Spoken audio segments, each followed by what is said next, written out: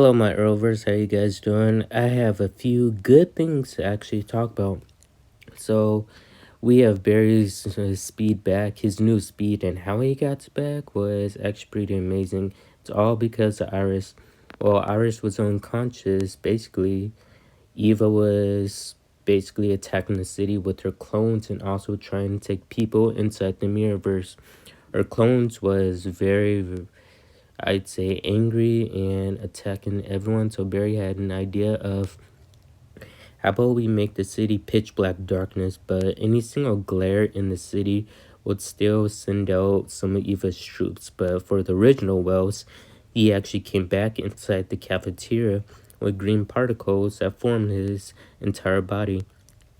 He told Barry how he came to be, and the reason why was because all the wells that had disappeared, they basically formed right inside of him, and there's a 0.1% chance that there has to be another Wells.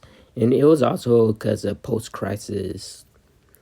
And at that moment, basically, he told Barry, there's two ways of how to save Iris and get your power back. Iris has the Speed Force inside of her. Reason why is because there were exactly two people that he loved so much, and that was Iris. Of course, Iris, she was a speedster at that time. I believe it was in season 4. And also Nora, season 5. She was also a speedster too at that time. And so, power of love is the second key to unlocking a Speed Force power. And as soon as he unlocked the Speed Force power, all he needed was Iris to touch the AI Speed Force. When she touches the AI Speed Force, she releases all that Speed Force energy and transport it into Barry. Now that Barry has his speed back, he knows how to stop Eva, but Eva is still pretty fast. But Team Flash came and tried to stop her. The thing is that Eva was so powerful and ruthless, she wasn't even thinking about her clones, what they were actually doing. They were actually hurting people in the city. And well, that's when Iris stepped in. Iris talked some sense into her.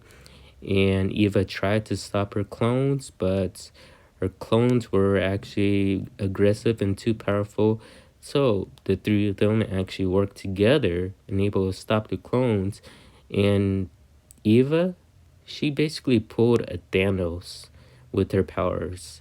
And as soon as she disappeared all of her clones that was wreaking havoc and destroying the city and hurting ones, well, let's just say that there were no more clones of hers. And all of those clones are, I guess, technically disappeared, dead. Who knows where they went. And they got their loved ones and their friends back. Camellia and Captain Singh and a whole bunch of other people that were taking the mirror world. So other than that, Ralph came back. And let's just say that while Ralph was on a Mission Impossible, the city went blackout. And let's just say that when the city electricity blackout, things didn't go his way. His face ended up turning into Clayface, basically. When he turned to Clayface, he had to wear a mask. It was like Iron Man mask, basically. And after that scene, he actually left with Sue in order to stop some other organizations that are forming. As for Eva, she decided to go back in her own world to create her own, well, basically a world that's good, not full of evil anymore. And I think that was a good thing what she did. As for Harrison Wells, his power is actually, I'd say he's in charge of time. Basically, he wants to go back into time and he wants to be with the person that he loves the most, which is his wife, Tess. For 4 years, they were together and he wants to relive those 4 years as long as possible, as long as he can.